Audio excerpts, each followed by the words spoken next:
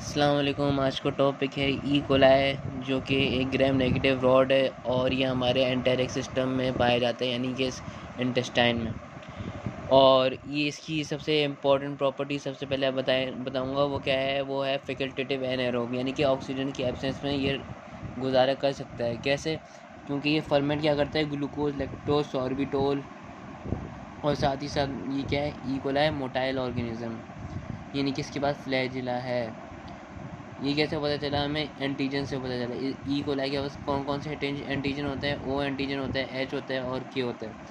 ओ cell wall antigen है, जो कि सेल वॉल में होता है, जिसकी वजह से हम लोग different type of E coli का पता लगा सकते हैं। और एच जो होता है वो फ्लैजिलर होता है, और के जो होता है वो कैप्सुलर एंटीजन होता है, जो कि कैप्सूल में मौजूद होता है बैक्टीरिया के। उसके बाद सीरोटाइप्स की बात करें तो सीरोटाइप्स ई कोलाई के पास है 700 से ज़्यादा सीरोटाइप्स, और हर अलग अलग सीरोटाइप्स अलग अलग डिजीज़ कॉज करवाती हैं। एग्जांपल के तौर पे O157 और H7, ये जो सीरोटाइप है ये ब्लडी डायरिया कॉज करवाती है। और फिर अब आगे आ गया इसकी पैथोजेनेसिस। ई कोलाई किस तरह यूटीआई या किस तरह different type of diarrhoea cause करवाएगा, किस तरह कैसे करवाएगा। सबसे पहले यूटीआई। सबसे पहले क्या होता है, जाहिर सी बात है, कोई भी बैक्टीरिया एडेयर करेगा कहीं पे भी जहाँ पे उसको इन्फेक्शन कॉज करवानी है। यूरिनरी ट्रैक में है तो यूरिनरी ट्रैक पे बैक्टीरिया एडेयर होगा by the help of toxins. अब इसमें जो सीरोटाइप जो यूज़ हो रही है, वो जो यूटीआई कॉज करवाती है ओ सीरोटाइप, वो ई कोलाई जिनके पास ओ सीरोटाइप मौजूद हैं वो यूटीआई कॉज करवाएगी। सही है। अच्छा, जब बंदे को यूटीआई होता है तो यूटीआई फर्दर दो डिजीज़ में जा सकती हैं। मतलब क्लिनिकल फाइंडिंग्स हमें यूटीआई में सिस्टाइटिस और पाइलोनेफ्राइटिस भी नज़र आ सकता है। सिस्टाइटिस का मतलब ये है कि यूरेथ्रा जो है वो जब ब्लैडर में ऊपर एसेंड हो जाता है, तो ब्लैडर में तो वो जब चले जाएगा तो उससे क्या होगा, जाहिर सी बात है, फ्रीक्वेंट यूरिनेशन होगी। सही है। और फ्रीक्वेंट यूरिनेशन होगी और डायसूरिया हो जाएगा। ये सारे सिम्टम्स हमें नज़र आएंगे। और इसी तरह पाइलोनेफ्राइटिस क्या है, ये यूरिटर का एसेंट होना किडनी के अंदर, इससे हम क्या कहेंगे, पाइलोनेफ्राइटिस। ठीक है। और इसके अलावा EAEC antero aggregative E coli जो है वो यूटीआई कॉज करवाएगी। तो ये यूटीआई भी कॉज करवाती है और डायरिया भी कॉज करवाती है। सही। ये कौन से टॉक्सिन रिलीज़ करवाती है? एंटीरियोटॉक्सिन और साइटोटॉक्सिन। सही। अच्छा, इसकी क्लिनिकल फाइंडिंग में हम एक और चीज़ बताना भूल गए हैं, ये WBC जो है वो यूरिन में नज़र आएंगे पाइलोनेफ्राइटिस और सिस्टाइटिस में, यानी कि यूटीआई इन्फेक्शन। यानी यूटीआई इन्फेक्शन इन दो में फर्दर हो सकता है, ये कॉज करवा सकता है, सिस्टाइटिस और पाइलोनेफ्राइटिस। ये है यूटीआई की कॉम्प्लिकेशंस। उसके बाद क्या है, उसके बाद आता है ETEC एंटीरोटॉक्सिजेनिक ई कोलाई, जो कि क्या कॉज करवाती है, वाटरी डायरिया। तो वाटरी डायरिया कैसे हो रहा है, ये बहुत ही इंपॉर्टेंट पॉइंट है। टॉक्सिन जो हैं अभी आएंगे, ये बहुत इंपॉर्टेंट पॉइंट है, याद रखना। अच्छा, बैक्टीरिया एडेरेंस होगी, फिर उसके बाद बैक्टीरिया टॉक्सिन रिलीज़ करेगा। कौन सी टॉक्सिन? एंटीरोटॉक्सिन।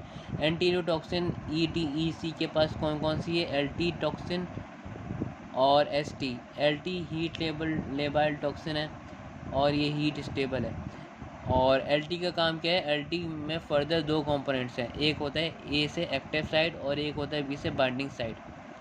सही। ये टॉक्सिन जब रिलीज़ होगा तो LT का जो B होगा वो बाइंडिंग, बैक्टीरिया की बाइंडिंग में मदद करेगा। कहाँ पे? जाहिर सी बात है, इंटेस्टाइन में। इंटेस्टाइन का जो ganglioside receptor of epithelium cell जो है वहाँ पे बाइंडिंग करने में मदद करेगा B साइड LT का। और A साइड यानी कि एक्टिव साइड क्या करेगा, ये साइक्लिक AMP को इंक्रीज़ करेगा। जब साइक्लिक AMP इंटेस्टाइनल सेल में जब इंक्रीज़ हो जाती है तो GIT की जो सिक्रीशंस है वो बढ़ जाती है, यानी कि इंटेस्टाइन में वाटर की और क्लोराइड और इलेक्ट्रोलाइट जितनी भी सारी चीज़ें हैं वो सब, इनकी सिक्रीशन बढ़ जाती है, जिसकी वजह से क्या होता है, वाटरी डायरिया कॉज हो जाती है। सही है। और एक और बात ये कि ई कोलाई की जितनी भी क्लासिफिकेशन है वो सब सॉर्बिटोल को फर्मेंट करेंगे, जैसे कि मैं यहाँ इंपॉर्टेंट प्रॉपर्टीज़ में बता चुका हूँ। लेकिन ये वाली जो है ET एंटीरोटॉक्सिजेनिक ई कोलाई जो है ये सॉर्बिटोल को फर्मेंट नहीं करेगा। यहाँ पे मुझे डू नॉट फर्मेंट लिखना चाहिए था, ये गलती से मैंने लिख दिया होगा यहाँ पे। सिर्फ ये टाइप सॉर्बिटोल को फर्मेंट नहीं करेगा, सही। और क्लिनिकल फाइंडिंग्स क्या है, वाटरी डायरिया के साथ क्या क्या होता है, एब्डोमिनल क्रैम्प्स होंगे, फीवर हो गया, वॉमिटिंग और नोजिया हो गया। उसके अलावा एंटीरो हेमोरेजिक ई कोलाई, जिसको जो ये वाली सीरोटाइप रिलीज़ करेगा, ये जिनके स्ट्रेन ये वाली सीरोटाइप रिलीज़ करेंगे O157H7 मोस्ट कॉमन सीरोटाइप, ये मोस्ट कॉमन सीरोटाइप है। और ये क्या रिलीज़ करेगी, शीगा टॉक्सिन।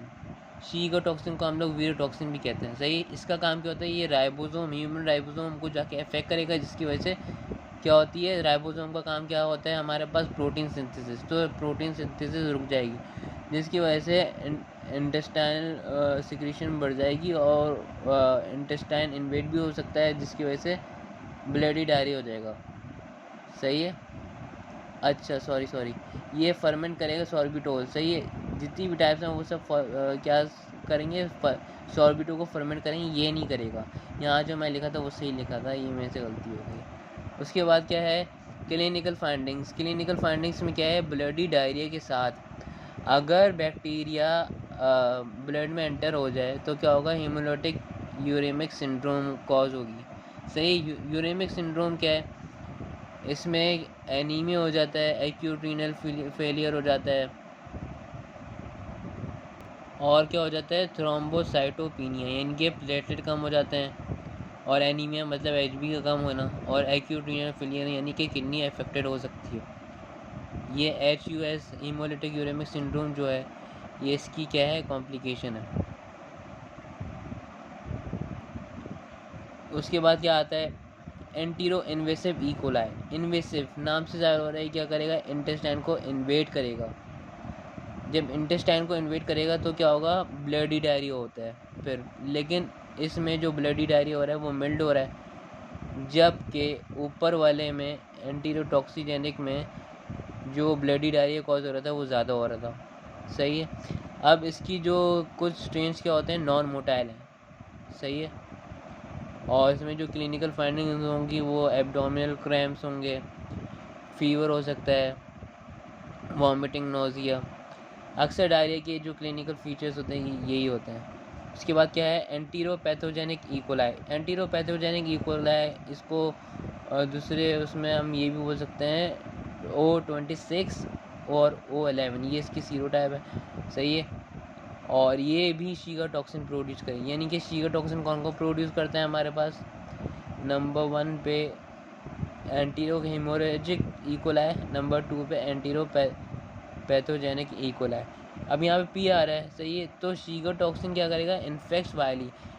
हमारे इंटेस्टाइन में एक ब्रश लाइक स्ट्रक्चर होता है जो कि वायली से बना हुआ होता है, वो फूड की एब्जॉर्बेंस में मदद करेगी। जैसे कि फूड में आयरन है तो आयरन एब्जॉर्ब करवाती है वायली, सही है।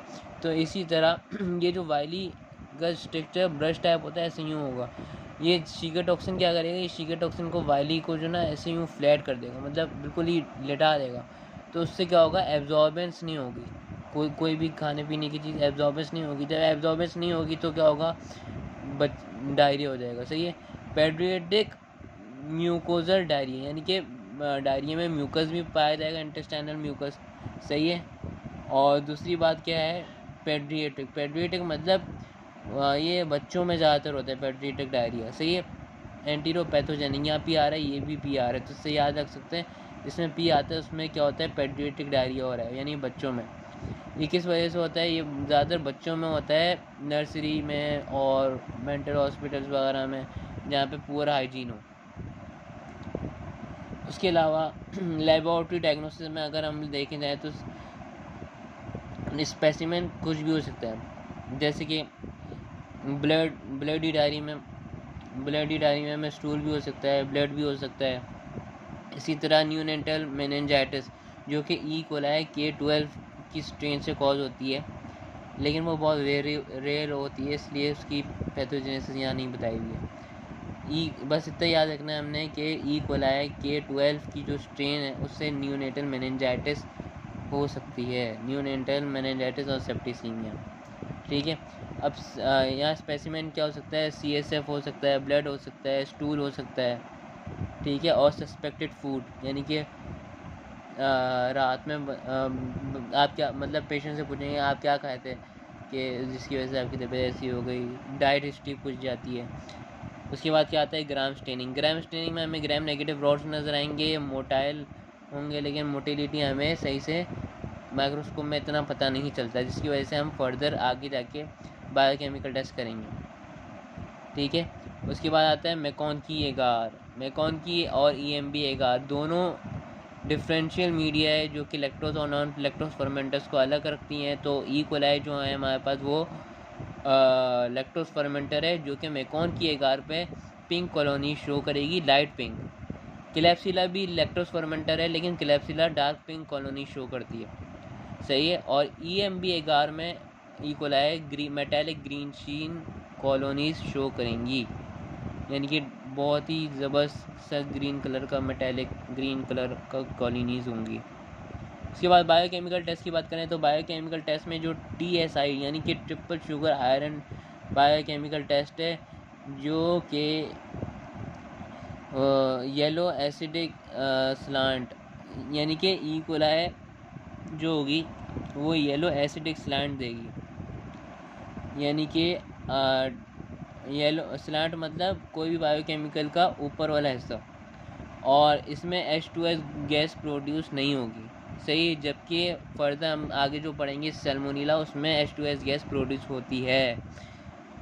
तो ये है TSI। उसके बाद मिथाइल रेड। मिथाइल रेड क्या होता है, ये भी methyl red E coli positive देगा। क्यों देगा, क्योंकि ई कोलाई मिथाइल रेड में ग्लूकोज और एसिड को दोनों को फर्मेंट करेगा, जिसकी वजह से जो स्लांट होगा मिथाइल रेड का वो एसिडिक रेड हो, एसिडिक इन्वायरमेंट की वजह से रेड कलर का हो जाएगा, सही है। इसी तरह TSI में ई कोलाई जो है वो इन्वायरमेंट को एसिडिक कर देता है, और एसिडिक होने की वजह से स्लांट जो है वो येलो कलर का हो जाता है। अब आगे आता है सिम। सिम मतलब सल्फर इंडोल मोटिलिटी। तो सल्फ़र जो है ये सल्फ़र को तो ये फर्मेंट नहीं करेगा, इसलिए नेगेटिव आ गया। इंडोल लेकिन ये ज़रूर प्रोड्यूस करेगा। सिम के ऊपर अगर हम ई कोलाई लगाएं तो इंडोल की प्रोडक्शन हमें ऊपर रेड टू पिंकिश कलर की रिंग्स नज़र आएंगी, इसलिए ये इंडोल पॉजिटिव है। और मोटाइल पॉजिटिव भी है। मोटाइल पॉजिटिव मतलब हमें स्वार्म नज़र आएगा, स्वार्म बायोकेमिकल टेस्ट के अंदर हमें स्वार्म नज़र आएगा। और जहाँ तक ये बात करें नेगेटिविटी की, तो यूरिएस नेगेटिव है, ई कोलाई सिट्रेट नेगेटिव है, और ऑक्सीडेज नेगेटिव है। तो ये हो गए सारे बायोकेमिकल टेस्ट और कल्चर और ग्राम स्टेनिंग, पूरी लैब डायग्नोसिस हो गई। अब आगे आता है शेगीला। शेगीला में देखो तो शेगीला में ये है कि इसमें शेगीला ना ही लैक्टोज फर्मेंट करेगा, ना ही ग्लूकोज फर्मेंट करेगा, ना ही गैस प्रोड्यूस करता है, सही है। और H2S गैस भी प्रोड्यूस नहीं करेगा, लेकिन ये मोटाइल है, सही है। तो एक ये मोटाइल है, एक ये मोटाइल है। सैल्मोनेला जो है वो मोटाइल नहीं है, सही है। तो अब आगे क्या है, ये कौन सी डिजीज़ प्रोड्यूस करेगी, एंटीरोकोलाइटिस। एंटीरोकोलाइटिस एंटीरोकोलाइटिस तो बहुत सारे ऑर्गेनिज्म कॉज करवाती है ना, सही। लेकिन शेगीला की वजह से जो एंटीरोकोलाइटिस होती है उसे हम बेसिलरी डायसेंट्री भी कह सकते हैं, जिसको हम लोग ब्लडी डायरिया भी बोलते हैं। अब पैथोजेनेसिस की बात करें तो पैथोजेनेसिस में ये है कि शेगीला एंटेरिक सिस्टम में एक वाहिद बैक्टीरिया है जिसकी पैथोजेनेसिटी बहुत ज़्यादा हाई है, यानी कि इन्फेक्टियस डोज इसकी क्या है, बहुत ज़्यादा लो है, यानी कि कम ऑर्गेनिज्म में ये कोई भी डिजीज़ कॉज करवा सकती है। यानी सिर्फ 100 ऑर्गेनिज्म रिकॉर्ड होते हैं शेगीला के, जिससे वो डायरिया कॉज करवा सकता है। तो इसकी पैथोजेनेसिटी क्या है, बहुत हाई है। और इसका जो रिजर्वियर है ये सिर्फ ह्यूमन है, ये एनिमल्स में पाए नहीं जाते, इनका एनिमल से कोई ताल्लुक नहीं। उसके बाद क्या है, ट्रांसमिशन F4 क्या है, F4 मतलब फीसेस, फीकल ओरल रूट से ट्रांसमिट होता है बॉडी में, और फिंगर्स और कॉन्टिनेटेड फूड वगैरह, ये सब चीज़ों से इसकी ट्रांसमिशन होती है बॉडी में। अच्छा, अब इसमें कोई कैरियर स्टेट नहीं है। कैरियर स्टेट नहीं है का मतलब कि ये है कि मतलब सैल्मोनीला में सैल्मोनीला की कुछ इन्फेक्टिव डिजीज़ क्या होती है, वो क्या होती है, वो एज अ कैरियर स्टेट होती है, यानी कि दोबारा बीमारी उनको लग सकती है सही होने के बावजूद भी, लेकिन इसमें कोई ऐसा कोई सीन नहीं है। उसके बाद क्या है, ये क्या प्रोड्यूस करेगा, इसमें जो शेगुलर होता है वो भी शीगा टॉक्सिन ही प्रोड्यूस करेगा, जिसको हम लोग एंटीरोटॉक्सिन बोलेंगे। एंटीरोटॉक्सिन में बहुत सारी चीज़ें आती हैं, उसमें से ये क्या प्रोड्यूस करेगा, शीगा टॉक्सिन। और शीगा टॉक्सिन जब प्रोड्यूस होगा तो इन्वेड इंटेस्टाइनल एपिथेलियम, जिसकी वजह से जब इंटेस्टाइनल एपिथेलियम इन्वेड हो जाता है तो क्या होगा, जाहिर सी बात है ब्लडी डायरिया होगा। और साथ ही साथ इन्फ्लेमेशन क्यों कॉज होती है, अल्सरेशन की वजह से। अल्सर इंटेस्टाइन के अंदर डिफरेंट अल्सर हो जाते हैं, जिसकी वजह से इंटेस्टाइन में इन्फ्लेमेशन होती है। लेकिन सैल्मोनीला में देखा जाए तो बैक्टीरिया ब्लड में एंटर हो जाता है, लेकिन इसमें एंटर नहीं होगा, रेयरली एंटर इन ब्लड। सही है। ये जो नोट्स हैं, इस नोट्स को फॉलो नहीं करना है क्योंकि शॉर्ट्स लिखे हुए हैं, ये सिर्फ समझाने की हद तक है। उसके बाद क्या है, इन्वेसिव एंड नॉन इन्वेसिव।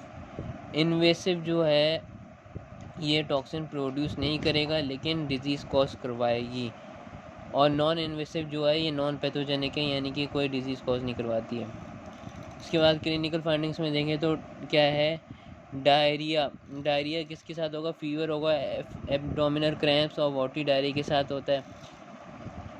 और ये डायरिया का जो पीरियड होता है ये 2 से 4 दिन होगा, लेकिन एंटीबायोटिक ये जो 2 से 4 दिन जो हैं इनको कम कर देगा, यानी कि डायरिया का जो कोर्स है वो शॉर्ट यानी 1 से 2 दिन में ही ठीक हो जाएंगे अगर आप एंटीबायोटिक लेना शुरू करेंगे तो। उसके बाद क्या है, शेगुला की 2 टाइप्स हैं, एक शेगुला डायसेंट्री और शेगुला सोनी। तो डायसेंट्री वाला जो है ये सीवियर डिजीज़ कॉज करवाएगी, यानी कि सीवियर डायरिया कॉज करवाती है, जबकि शेगुला सोनी जो है ये मिल्ड डायरिया कॉज करवाती है। उसके बाद लैब डायग्नोसिस में सबसे पहले हम मैकॉनकी और EMB11 में देखेंगे कि ये लैक्टोज फर्मेंटर या नॉन लैक्टोज फर्मेंटर है। अगर नॉन लैक्टोज फर्मेंटर यानी कि नेगेटिव आया और कलरलेस कॉलोनी शो हुई इन दोनों एगार पे, तो हम समझ जाएंगे ये सैल्मोनीला है, ये शेगुला है। उसके बाद क्या है, उसके बाद TSI में येलो एसिडिक स्लैंड नज़र आएगी और जो बट होगी वो रेड कलर की होगी, लेकिन इसमें कोई गैस प्रोड्यूस नहीं होगी और नो H2S प्रोडक्शन, ना ही कोई गैस प्रोड्यूस हो रही है, ना ही H2S बबल नज़र आएगा TSI में। उसके बाद स्लाइड एग्लूटिनेशन टेस्ट में ये होगा कि इसमें शेगुला की डिफरेंट ग्रुप का पता लगा सकते हैं by the help of O antigen के ज़रिए हम लोग पता लगा सकते हैं कि कौन सी टाइप ऑफ शेगुला है। तो स्लाइड एग्लूटिनेशन टेस्ट इसलिए होता है। उसके बाद स्टूल DR में देखेंगे तो स्टूल DR में हमें शेगुला की invasive and non invasive form का पता लगेगा। अगर इन्वेसिव हो तो WBCs नज़र आएंगे स्टूल में, अगर नॉन इन्वेसिव हो यानी कि नॉन पैथोजेनिक हो तो जाहिर सी बात है WBCs नज़र नहीं आएंगे, और स्टूल भी क्या होगा, उसकी कंसिस्टेंसी वगैरह सब कुछ क्या होगा, नॉर्मल होगा। अब आ गया आखिरी सैल्मोनीला में क्या है, सैल्मोनीला कैप्सुलेटेड है, सही है, और मोटाइल भी है, ठीक है। मोटाइल कौन नहीं था, ई कोलाई भी मोटाइल था, शेगुला जो था वो नॉन मोटाइल था। इसमें क्या है, ये कैप्सुलेटेड भी है एंड मोटाइल भी है, सही। और एंटीजेंस में कौन से होंगे, OH और V। O एंटीजेंस उससे जाहिर सी बात है वो ग्रुप को डिटेक्शन के लिए काम आएगी लैब डायग्नोसिस में, और H एंटीजन जो है वो फ्लैजिला में मौजूद होता है जो कि इसकी मोटेलिटी में हेल्प करेगा, और V जो है वो पैथोजेनेसिस में हेल्प करवाएगी, यानी कि वायरुलेंस फैक्टर है। उसके बाद क्या है, ये लैक्टोज को फर्मेंट नहीं करेगा लेकिन H2S गैस बबल प्रोड्यूस होगा, और एनिमल में ये एक एनिमल नॉर्मल फ्लोरा है। सही है। अब देखो ई कोलाई दोनों में था, उसका उसका जो रिजर्वियर था वो कौन था, ई कोलाई का ह्यूमन भी था एनिमल भी था। इसी तरह शेगीला का कौन है, वो सिर्फ और सिर्फ ह्यूमन है। सही है। और इसी तरह सेल्मोनीला जो है वो सिर्फ और सिर्फ एनिमल का है। तो ये डिफरेंसेस है रिजर्वियर के। उसके बाद क्या है, उसके बाद अगर डिजीज़ की बात करें और पैथोजेनेसिस की बात करें तो सबसे पहले आता है गैस्ट्रोएंटेराइटिस या एंटेरोकोलाइटिस। दोनों में फ़र्क सिर्फ इतना है, ये स्टमक में कॉज होती है और ये इंटेस्टाइन में। और कंटिमिनेटेड फूड, सबसे पहले कंटिमिनेटेड फूड इंजेस्ट होगा जिसकी वजह से इंटेस्टाइन में क्या हो जाएगी, इन्वेजन होगी। इन्वेजन कैसे होगी, बैक्टीरिया पेनिट्रेट करेगा किसको, म्यूकोजल सेल को इतना पेनिट्रेट करेगा कि वो प्रोपिया तक पहुंच जाएगा और फिर ये लिम्फ नोड में जाके बैक्टीरिया क्या करेगा, मल्टीप्लाई करेगा। यानी कि इंटेस्टाइन से ये बैक्टीरिया पेनिट्रेट करके प्रोपिया से होते हुए लिम्फ नोड में आके जहाँ पे बैक्टीरिया क्या कर रहा है, मल्टीप्लाई कर रहा है, वहाँ पे ये रिलीज करेगा एराचिडोनिक एसिड और साइक्लो ऑक्सीजिनेस, जो कि साइक्लिक एएमपी को बढ़ाएगा। और जब साइक्लिक एएमपी बढ़ता है तो मैं पहले बता चुका हूँ, साइक्लिक एएमपी ई कोलाई में भी बढ़ रहा था। E coli ETEC cyclic AMP बढ़ा रहा था, तो जिसकी वजह से जीआईटी सिक्रीशन यानी कि वाटर इलेक्ट्रोलाइट क्लोराइड वगैरह इंटेस्टाइन में बढ़ जाते हैं, जिसकी वजह से क्या होता है, वाटरी डायरिया कॉज हो जाता है। अब आफ्टर 6 घंटे से 2 दिन तक क्या क्या क्लिनिकल फाइंडिंग नज़र आएंगे हमें, nausea, vomiting, abdominal pain, watery diarrhoea. और एक और बात ये कि सैल्मोनीलोसिस यानी कि सैल्मोनीला की जितनी भी इन्फेक्शन है वो उन लोगों को आराम से कॉज हो सकते हैं जिनको HIV हो और उनका CD4 एंटीजन, ये एक सेल वॉल एंटीजन है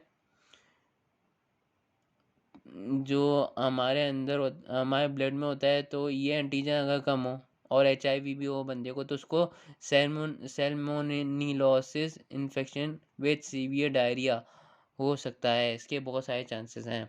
उसके बाद क्या है, एंटेरिक फीवर या टाइफाइड, ठीक है, और बैक्टीरियमिया, ये दोनों तो हम लोग एक कंसीडर कर सकते हैं, लेकिन बैक्टीरियमिया है थोड़ा अलग, टाइफाइड के बाद होता है बैक्टीरियमिया। अब कैसे हो रहा है, कॉम्प्लिकेशन क्या है, वो शुरू सबसे पहले क्या होगा, कॉन्टिमिनेटेड फूड इंजेस्ट होगा, फिर वो बैक्टीरिया इंटेस्टाइन में जाएगा तो वहाँ पे एंडोटॉक्सिन रिलीज करेगा। अब वो एंडोटॉक्सिन क्या करेगा, पेयर पैचेस, इंटेस्टाइन का जो पेयर पैचेस होंगे उसमें रिएक्ट करेगा और फिर क्या होगा, बैक्टीरियमिया बाय फैगोसाइट्स ऑफ, फिर वहाँ पे क्या होते हैं, कुछ फैगोसाइट्स होंगे। तो बैक्टीरियमिया कैसे कॉज हो रहा है, by phagocytes of liver, spleen and gall bladder. यानी ये फैगोसाइट्स की फॉर्म में बैक्टीरिया जाएगा इन तीनों जगह, लिवर, स्प्लीन और गॉल ब्लैडर में, जिसकी वजह से क्या कॉज करवाएगी, वो बैक्टीरियमिया कॉज करवाएगी।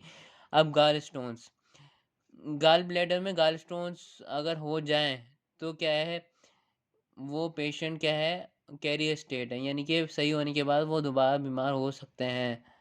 ठीक है। तो ये ज़्यादातर बहुत कम होता है, 3% होता है, वो भी सिर्फ वुमेन में होता है। ठीक है। और उसके बाद क्या है, एक्स अब इसकी क्लिनिकल फाइंडिंग्स में क्या है, एक्सेस वॉमिट एंड डायरिया, शुरू शुरू में एक्सेस वॉमिटिंग एंड डायरिया होगा।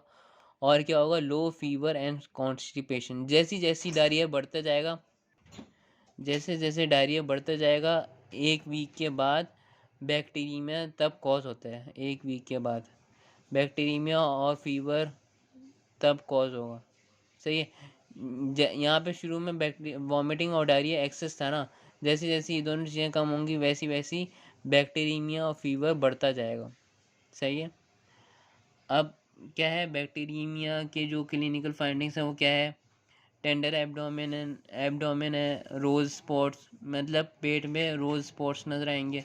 और अगर LFT करें तो ल्यूकोपीनिया और एनीमिया नज़र आएगा, यानी कि लिवर भी अफेक्टेड हो सकता है। उसके बाद क्या है, सेप्टिसीमिया। सेप्टिसीमिया जो है वो इसकी वजह से होता है, सैल्मोनेला क्लोरियसिस की वजह से हो रहा है, जो कि 5 to 10% होता है। ये बहुत रेयर डिजीज़ इन्फेक्शन है। और फिर उसके बाद क्या है, क्लिनिकल फाइंडिंग्स क्या है, ये बच्चों, अगर ये बच्चों में हुआ तो ऑस्टियोमाइलाइटिस और सिकल सेल एनीमिया, ये बहुत इंपॉर्टेंट पॉइंट है। बच्चों में सेप्टिसीमिया में ऑस्टियोमिलाइटिस और सिकल सेल एनीमिया कॉज हो जाता है।